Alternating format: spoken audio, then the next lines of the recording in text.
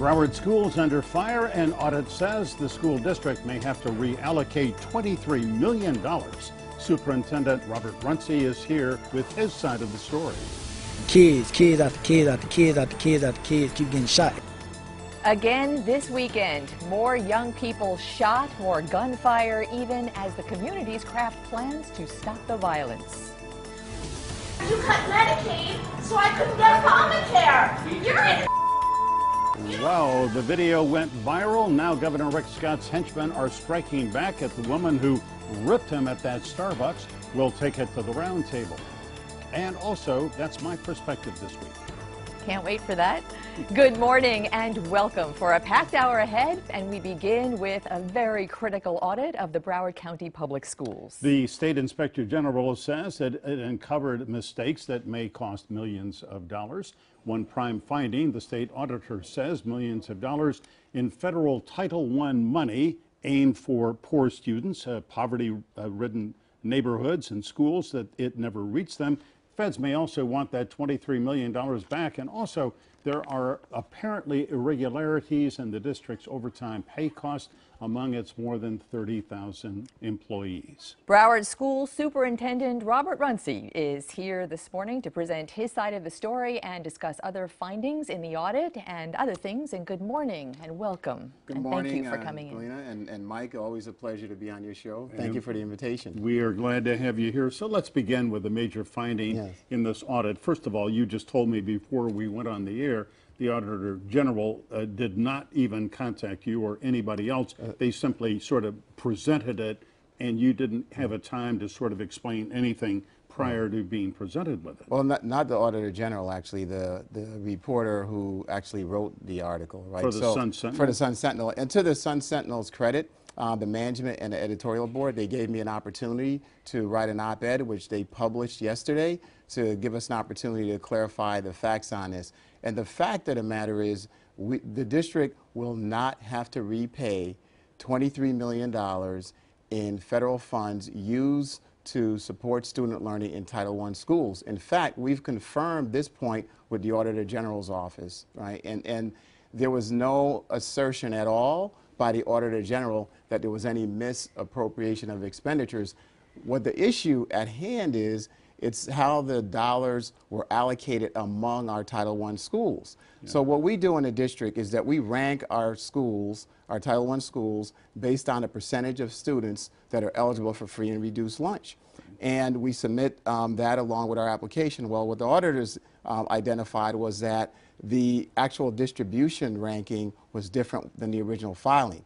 The remedy for that is not returning funds. The remedy for that is to reallocate some of the funds to those small percentage of schools that maybe should have received some more dollars. All right, so was it, and give me a second here, Glenna, before you jump in, but according to the Sun Sentinel, 157 schools in the Broward County Public Schools received fewer Title I dollars than they were entitled to. 19 got more dollars, federal Title I dollars, than they were supposed to.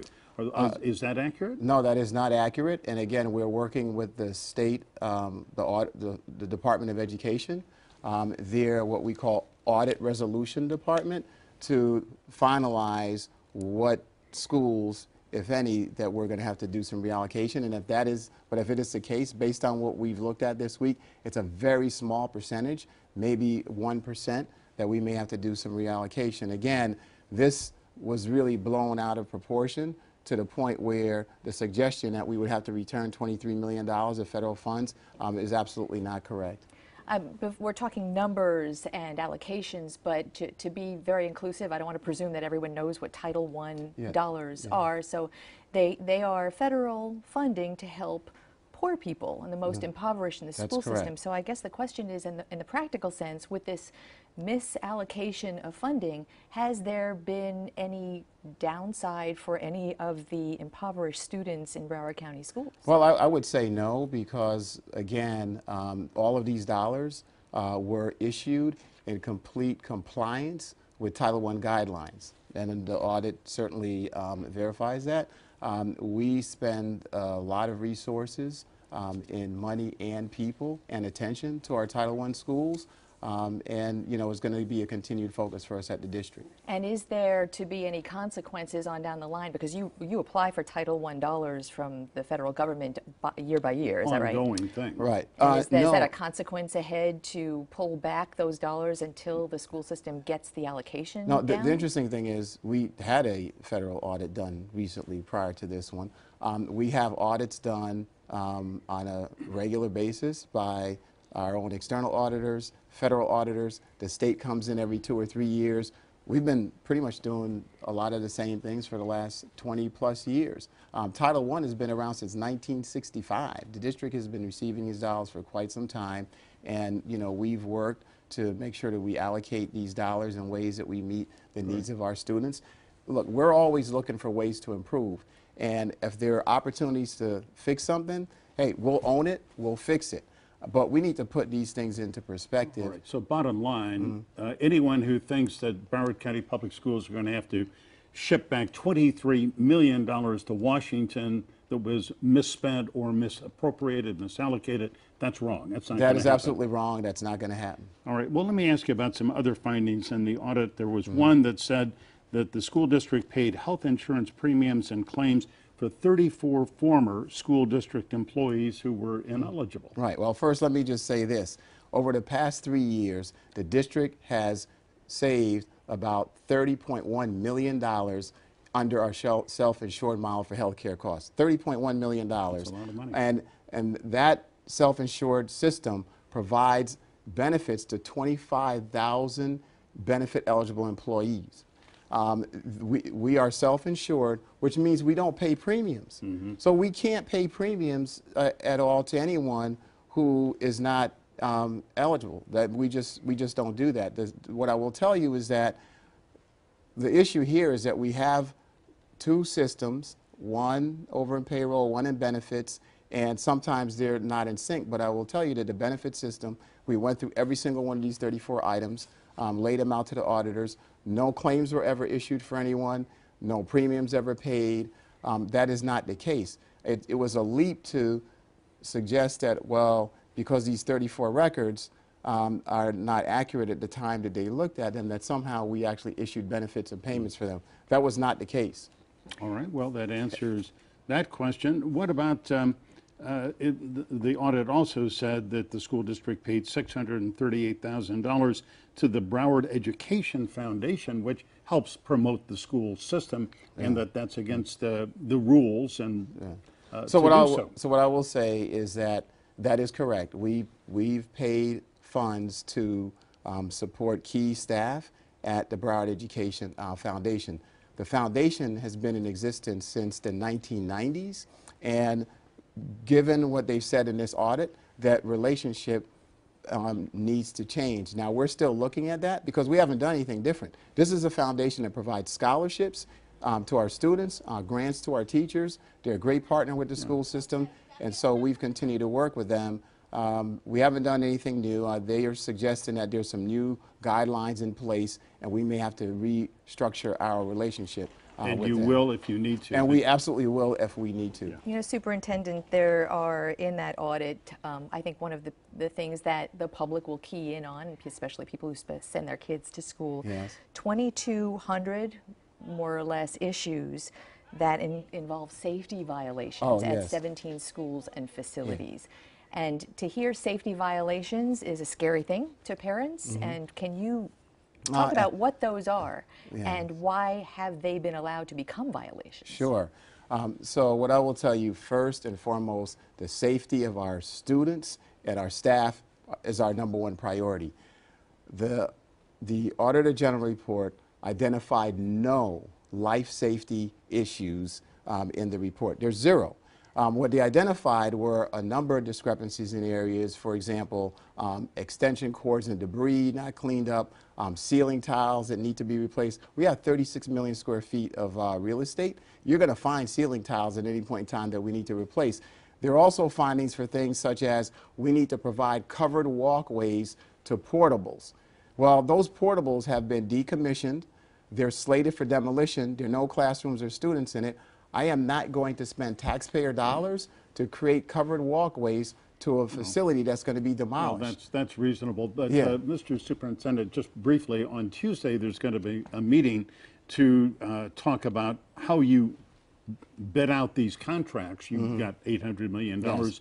from Broward County voters. Is it going to be construction manager at risk, or is it going to be use the lowest bidder? So let me be clear about the program. We're going to have a conversation about a number of topics on Tuesday with the board. One of the things that is going to be on the table is the delivery methods for actually getting work done. We currently have the primary method that we have is called design build.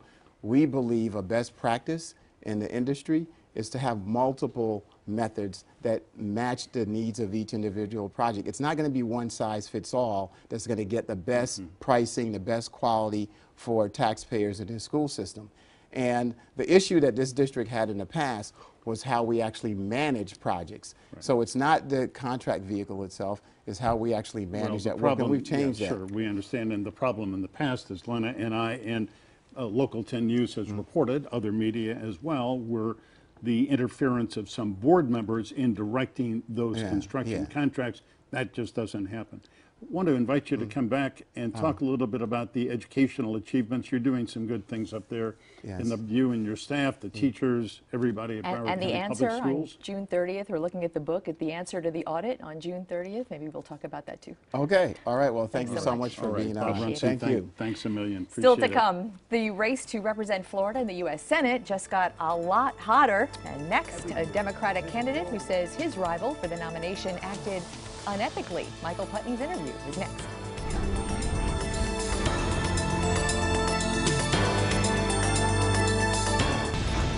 And we are joined now by Representative Patrick Murphy of Jupiter. He represents the 18th Congressional District. Congressman, welcome. Glad to have you. Thank you for having me today. All right, so the big story in your race for the U.S. Senate for the Democratic nomination is what the House Ethics, Congressional Ethics Committee yesterday said that your principal opponent, Representative Alan Grayson, essentially broke 6 House ethics rules by having a hedge fund while he is a member of Congress and allegedly using his position as a member of Congress to profit.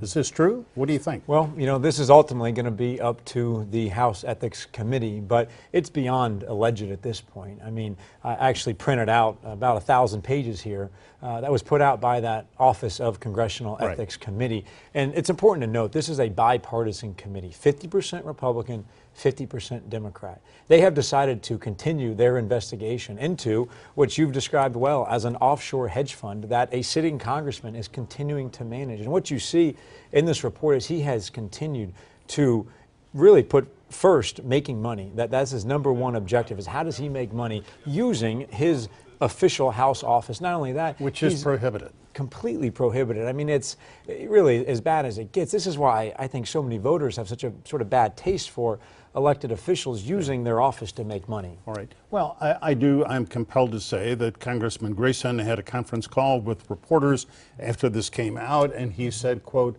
"I have done nothing wrong." He said, well, there may be a few technical mistakes that I made, but nothing that rises to the level of a investigation by the Ethics Committee. And indeed, they really haven't said they're going to start one yet. Yeah. So the investigation is moving forward. They are going to, for sure, open that up.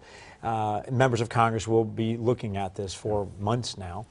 But I hate to say this, but I almost think he's delusional in a sense here to say that this is a minor problem. He has been lying to the voters for years about this hedge fund that he manages. And he's got some serious questions to answer. The investments that he has, the investors in this fund, why does he have a hedge fund in the Cayman Islands? It's important to know this is a member of Congress who's made a career of bashing Wall Street, bashing hedge funds, bashing tax loopholes, and now he's been doing it the whole time? Yeah. All right, let's move beyond just Mr. Grayson, but I do want to say he is a self-described progressive. He is, I think, politically to the left of you. You at one point were a Republican, and then before you ran for the House, you changed your voter registration. Where are you on the spectrum?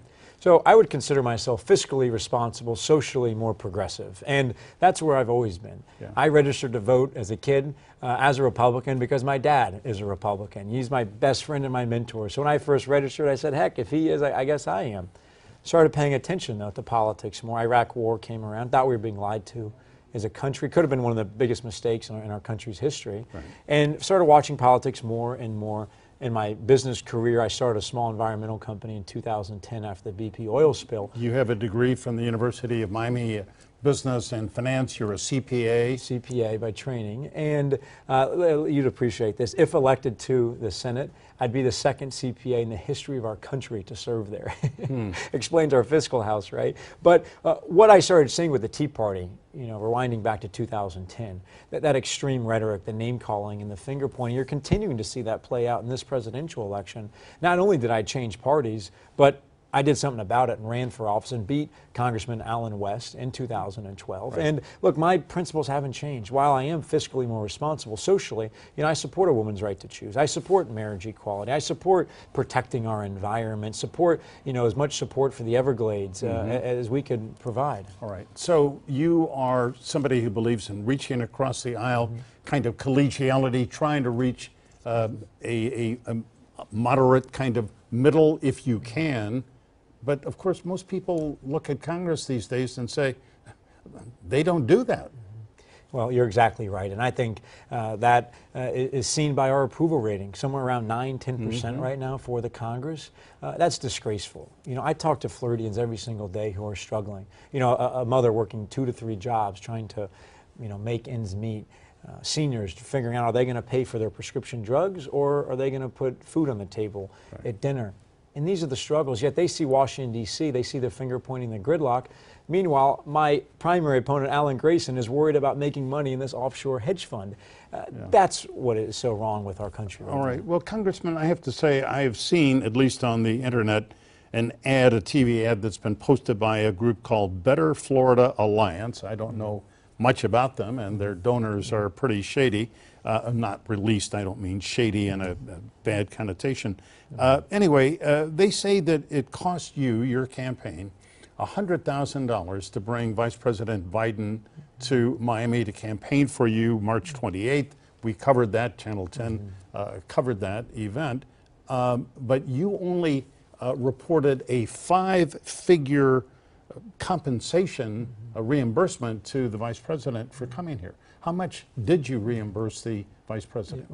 First of all, I'm proud and really humbled to have the endorsement and support of not only the President, but the Vice President, former Senator Bob Graham, and over 100 other elected officials supporting my candidacy for the U.S. Senate. But I don't know the exact number off the top of my head. We have a compliance office, really, that does all this, a law firm that does the compliance, and I know they work very closely with the administration, the Vice President's office, to make sure that... So a fair figure, whatever it was supposed to be? We would never risk doing something that wasn't exactly what the compliance office and his office would have sent to us to reimburse for those fees. So this is just a tactic to divert from the attention. It is so unusual for the White House before a primary to endorse a candidate. I mean, this is both an endorsement of you and a rebuke of Alan Grayson, isn't it?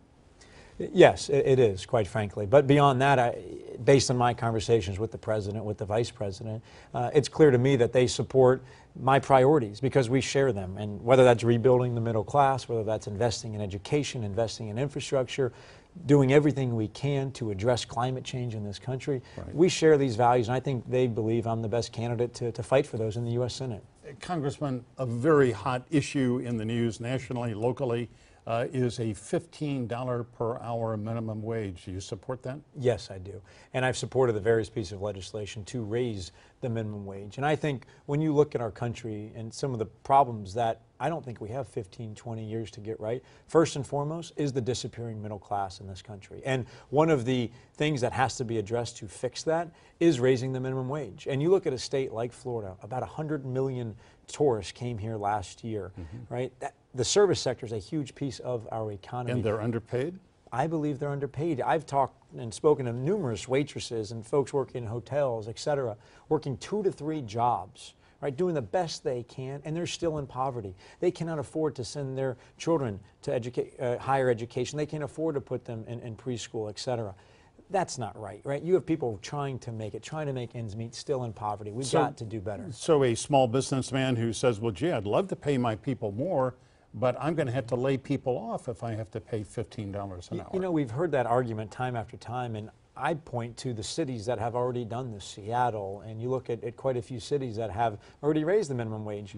You are seeing employment grow. You are seeing that wage gap disappear because the rising tide lifts all boats. By allowing people not to be in poverty, they have more money to spend in the economy. I saw a great quote this week. It said, "A rising tide lifts all yachts, but not all boats." But perhaps it is all boats. I know JFK said that. Congressman, finally, I have to ask you, you are just finishing your second term in the U.S. House. You are 33. Yes. Are you ready to serve in the Senate? Yes, sir. I think one of the beauties of the Congress is the diversity, right? Having folks from all different backgrounds, all different walks of life. And I would be the first millennial elected to the U.S. Senate. I think it's about time we have a millennial in there to represent a lot of the core issues, right? Whether that's college education, how unaffordable it's becoming, whether that's addressing things like climate change, or just the fact that my number one focus has been and will be to solve problems, right? At the end of the day, I think most people understand you're not going to get 100% of what you want, but if you can get 80% of a deal, hey, let's take that. And I believe my generation, the millennial generation, get that as good as anybody. We're glad you're here. I'm going to invite you in public now to appear with Congressman Ellen Grayson in the coming couple of months, and we will have a good old-fashioned debate. Great. Thank you. We look forward to continuing the discussion. Congressman Murphy's rival for the nomination for the Senate, Congressman Ellen Grayson of Orlando, issued this statement in the wake of that ethics report in Congress. He says, "I have done nothing wrong. The Office of Congressional Ethics report is replete with amorphous catchphrases like reason to believe this or that. It does not identify any instance where the OCE actually found an ethics violation or any violation of the law." We have invited Congressman Grayson to be a guest on this program. He says he will. And up next, we take it all to the roundtable. Stay with us.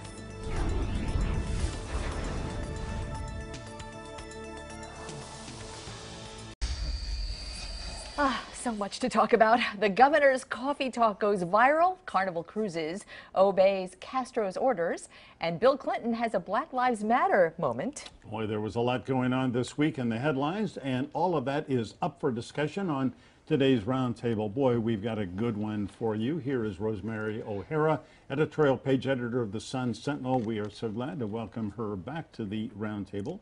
Andrea Robinson is a journalist with the Miami Times, formerly with the Miami Herald. She has been covering South Florida for more than a decade. And there is our friend Billy Corbin, documentary filmmaker based in Miami. Cocaine Cowboys, you are among several of his credits from Raconteur. Good morning, everyone. Everyone's first time together on the roundtable, so we can mix it up a little bit. Well, I think we need to start with the latte liberal, which is the brilliant line that Governor Scott's people came up with to, get back I would have gone with Kara Jennings? I would have gone with caffeine cowgirl, but I'm good with latte liberal. During the commercial break, we were coming up with all kinds of lines. But, that is the kind of press that Rick Scott just couldn't even get for himself. Well, I think the bottom line is that we know he's famous for not answering questions from anyone, even when it's presented in a civil manner, even when it's not being yelled or cursed at him. So I really think, and of course you have a man who has gone through terrible lengths, including for a fiscal conservative, spending a lot of the taxpayers of Florida money to conceal public records, including him and his cabinet using private email addresses to conduct state business, and then using over $1 million to settle litigation with material he's never released. So this is not a guy who really likes to do government in the sunshine, let alone a Starbucks. Transparency, that is not thy name, Rick Scott. But Rosemary, when you first saw this video, and here it is on the screen, you see the woman in green there. Her name is Kara Jennings. She is a former commissioner in the city of Lake Worth. And it was all spontaneous, apparently. Yeah. She sees Rick Scott walking in and wants to ask him. She is concerned. She's a low-income single mother, and she got reproductive health services, gynecological services, apparently from Planned Parenthood, and thought it was great, and then he vetoed the Planned Parenthood bill. Right. I got to be honest. I'm sorry, signed it into law. Right. I got to be honest and say that when I first saw the video, I was like, wow, boy, she was fast on her feet and really gave it to him, and really spoke for a lot of people who are frustrated by, you know, not being able to get Medicaid services, or women who want to, you know, have access to Medicaid, and, you know, and this bubble, to Billy's point, you know, there's this bubble around the governor that average people don't get to talk to him. So, you know, it's like, wow, boy, she was really sharp. And then, you know, you reflect on it, you think, God, is this really how we want people to talk to one another? You know, it was a little boorish, and, you know, she's, you know, as you learn a little bit more about her. But I guess in the end, I didn't think that the governor's response was so appropriate, not just in trying to lay with the label, but ultimately he was saying, you know, her question was, who's got a great job here?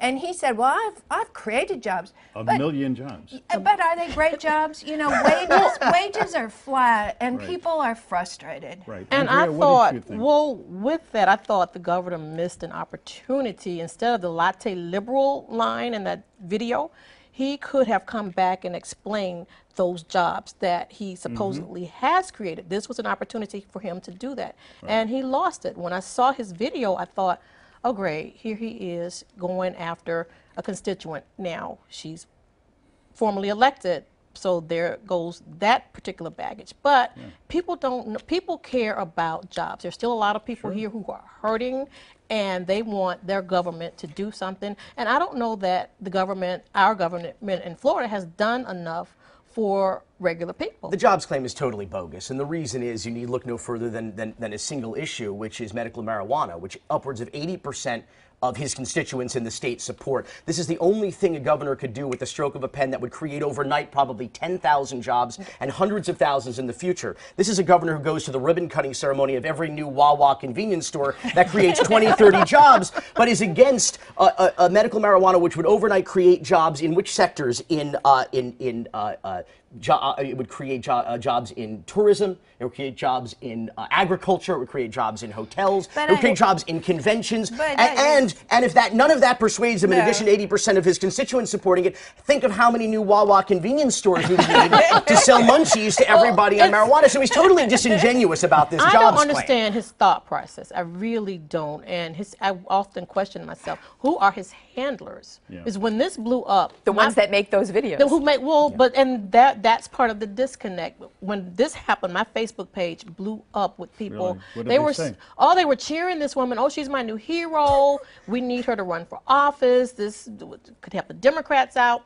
Then I thought, everybody's cheering this, but we reelected this guy some kind of way. You know, people get the government they deserve. Exactly. My point would be that I think that there have been jobs that have grown.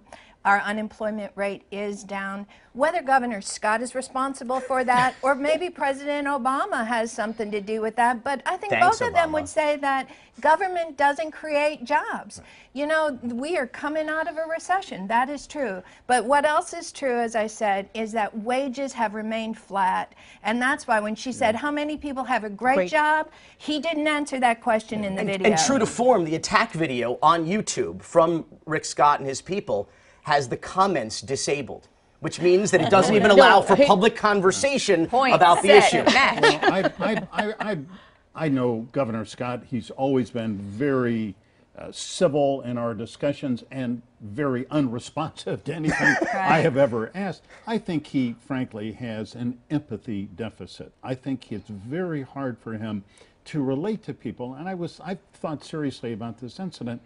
And if it had been Jeb Bush, or Lawton Childs, or Bob Martinez, or any of our previous governors, I think most of them would have gone over and would have said something like, lady, you've got a problem with me, and I'm glad to have a cup of coffee and hear your concerns, but stop shouting. If you will stop shouting, I'll sit down and we can actually talk about it. With all due respect, he's never been challenged before. But with all due respect to you and everybody who's ever interviewed, how about just sitting down and asking him one question for the entire 15-minute interview until he answers one question? He's never had to face a constituent or a member of the media that's actually stood up to him in the way this woman did, civilly or not. You know, Kara Jennings has offered to meet with him in one of the follow-up reports that I saw. She have a cup of coffee with him. with him and to discuss this in Tallahassee. It will be interesting to see if he takes her up It on is that. not that the media doesn't ask tough questions and doesn't ask a follow-up question and ask a follow-up question after that. It is that he doesn't answer the question. And no matter how many times you ask him, Exactly. you can't get him. It's not the media's fault that they're not asking the question. You cannot you can lead a horse to water, but you can't make him drink. Yeah, I have done everything, Billy, except kick him in the shins, trying to get him to answer a question. Is that an extended horse metaphor that we're going with here? Well, there you go. He wears yes. boots, so I don't think that would help. Spurs might help. Real quickly, this week there was a woman, a Cuban American named Maria de Los Angela, who tried to book the cruise to Cuba that Carnival Fathom Line is going now, and we find out through her booking that Carnival Fathom cannot take Cuban Americans, will not take Cuban Americans because of Cuba's law that Cuban Americans, people born in Cuba, can't go in by air or sea. What an uproar. By sea. By sea or air is the Cuban law. And so this week, this town just was riveted by what may be, Andrea, a civil rights violation? I would look at it that way. For me personally, discrimination of any kind really sets me off, and you wonder, how did we get to this? I don't know if it was the Department of Commerce, Department of State, but how did this loophole, how did this little detail get missed with a large segment of our community? Well, the Treasury Department, I believe, Treasury. Has supervision over these kinds of deals, but it's the Cuban government's law. What is irksome, what bothers not just Cuban Americans, certainly bothers me, is that out of the port of Miami, United States soil, a United States company is saying, yeah, you can go and you can go and you can go, but oh, you were born in Cuba, you can't go. It just shows the incredible desire of businesses to do business with Cuba. They want, people want to go there, they want to do business there.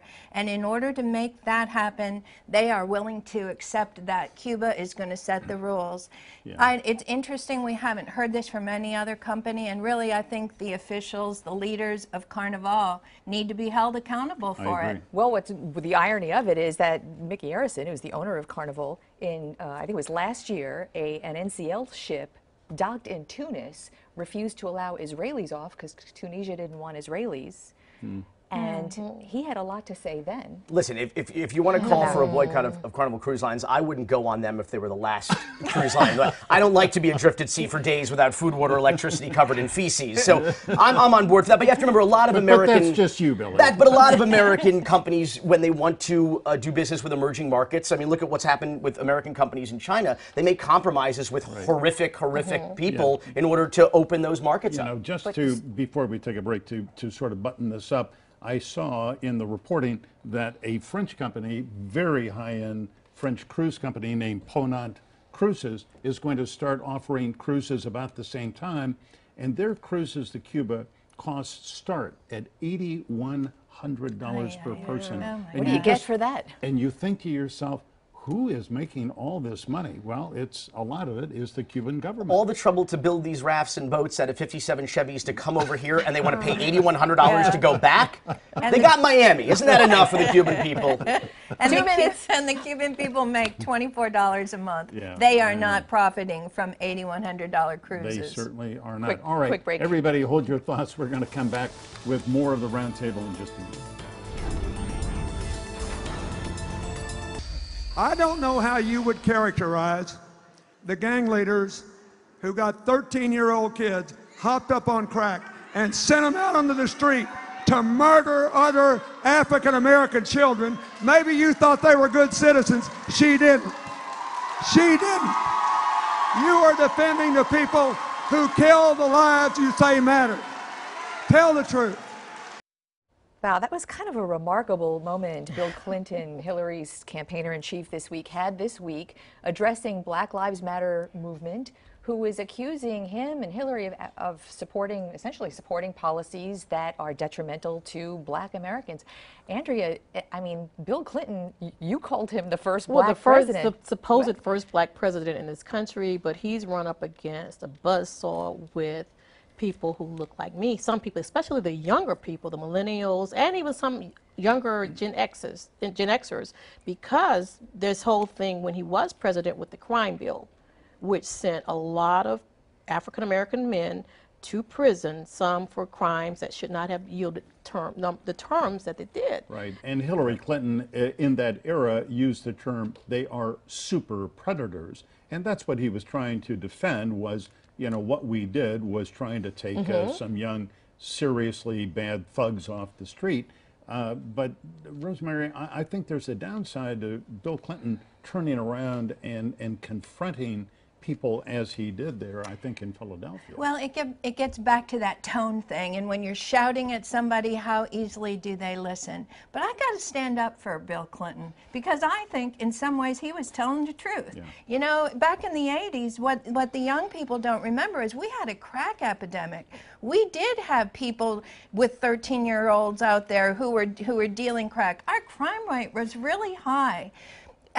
Did we over-respond? Well, the law worked, and so, I mean, yes, we have too many people in prisons, and we need to look at that again, but you know what happened to the crime rate? Well, that was awfully It dismissive, came though. down. We still have a drug epidemic, and now that it's heroin in white kids, everybody seems to think it's a health issue as opposed to a criminal justice issue. And the audacity of the Oh, I'm president not sure to about cite that. crack cocaine when he supported 101 disparity in sentencing of crack cocaine versus powder cocaine, which we all know is a war on poor people, is a war on black people. And so now you have President Obama dialing back some of those And prison commuting terms and sentences. commuting those sentences. Michelle but- Alexander covered this beautifully in The Nation. She said that the policies of Bill Clinton, from the crime bill to welfare reform, decimated black America. We're 15 years on from the Clinton era. We can't do revisionist history. We can now actually see the impact of what the Clinton policies were that Hillary Clinton supported, and they destroyed black America. The crime rate has come down. And the poverty rate has skyrocketed as a has result gone of up. welfare reform. Is it worth it to say Bernie Sanders actually voted for that bill?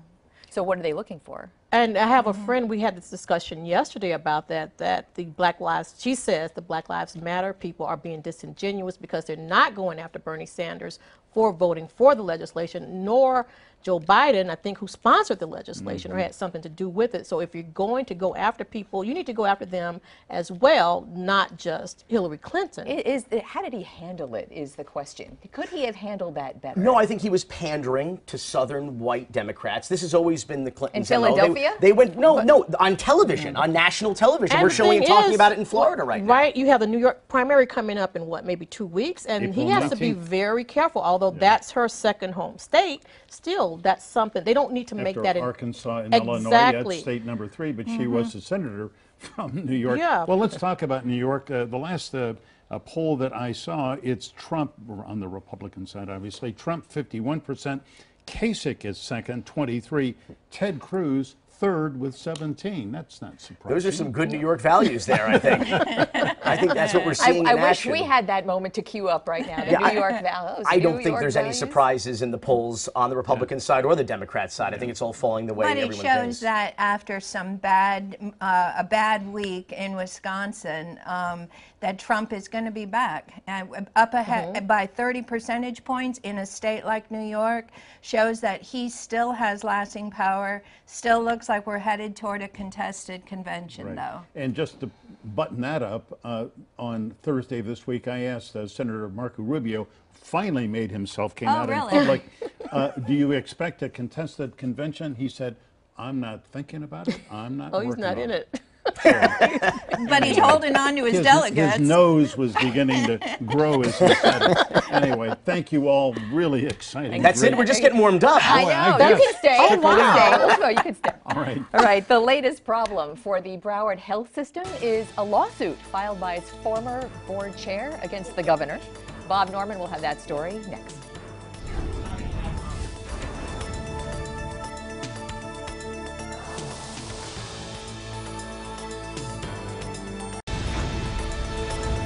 The power struggle at the publicly funded Broward Health System went to court this week. Former board chair David DiPietro believes his suspension by Governor Rick Scott is illegal. Scott suspended DiPietro at the recommendation of the state inspector general, but it's not clear why. This dispute played out this week in a Broward courtroom. Bob Norman was there.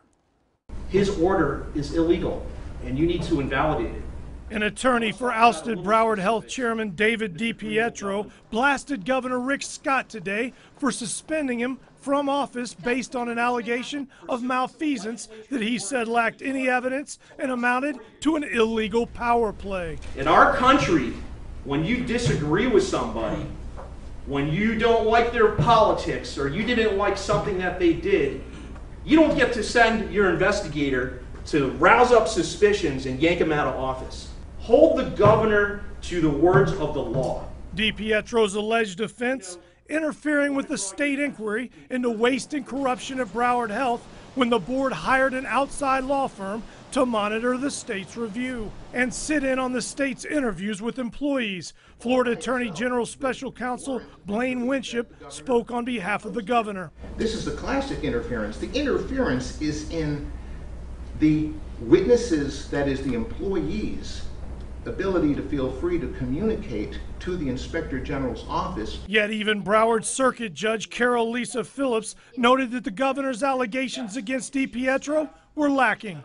I don't see anything specific about Mr. DiPietro within the letter that he himself took, the affirmative action to do this, that, and the other. I'm doing what I think is best for my community. I'm sorry he disagrees with that. He has the right to appoint me, but he does not have a right to tell me what to do. Now it's the wait for the ruling, which could come at any time, but many expect will come early next week. At the courthouse, I'm Bob Norman, Local 10 News. The governor had also suspended Broward Health Commissioner Darrell Wright, but he is not involved in that lawsuit. All right, still to come, my personal perspective about the tirade at Starbucks by a Rick Scott critic and the response from the governor's political hitmen.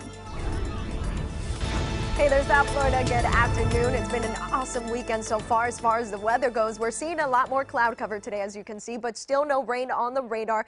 It is staying breezy and gusty as well, seeing winds up to 15 miles per hour, gusting up to 20. High pressure still in control as we head into the start of the new week. Highs will be back in those mid-80s by Tuesday and Wednesday. Then the next front will be approaching South Florida on Thursday. That's going to bring back the humidity and showers. All right, thanks. Before we leave you this morning, now a personal perspective about the amazing and profane verbal attack on Governor Rick Scott. You certainly have seen it by now. You don't care about working people. I'm not talking to you. Well, there it was, a Lake Worth woman named Cara Jennings lambasting the governor at a Starbucks in Gainesville. Miss Jennings is a liberal who was angry because Scott has made it harder for her and other low-income women to get reproductive health care services. She tried to ask Scott about it. When she saw him, he reportedly told her, hey, go to your county health department for medical services. That set her off big time. She lit into Scott, called him a nasty name. You're an Granted, Jennings used some raw language there, but look at Scott's response. He keeps that thin smile on his face. He says he has created 1 million jobs, and then she says, okay, but are those jobs any good? Do they pay real money? At this point, Governor Scott just walks out without his coffee. Our governor has an empathy deficit. Yes, this woman was confrontational in his face. Scott clearly was taken aback, but you know what? Jeb Bush, Lawton Childs, Bob Graham, they would have walked over to her and said something like, look, you've obviously got a gripe with me. If you will stop shouting, we can talk about it. If not, I'm out of here. Scott was simply out of there. But the very next day, Scott's Political Action Committee released this TV ad blasting Cara Jennings as a latte liberal and an anarchist, pretty much dismissed her as a left-wing nutjob. Rick Scott could have said as much to her face. Instead, he let his political hatchetmen say it for him in that ad. That is cowardly, weak, wussy. The governor heard a point of view that is shared by a segment of people in our state. He should have responded on the spot. The next day, Scott said Cara Jennings was, quote, not somebody you could talk to. Oh, but she was. She was simply saying things the governor didn't want to hear. That's my perspective. Hope you have a great day. And remember, as always, stay informed, get involved. What do you think about anything, really anything in the news? We love to hear from you on email, Twitter, Facebook, anything else you could think of, teach us. We're very easy to find. And we will respond. Be in touch, because we are.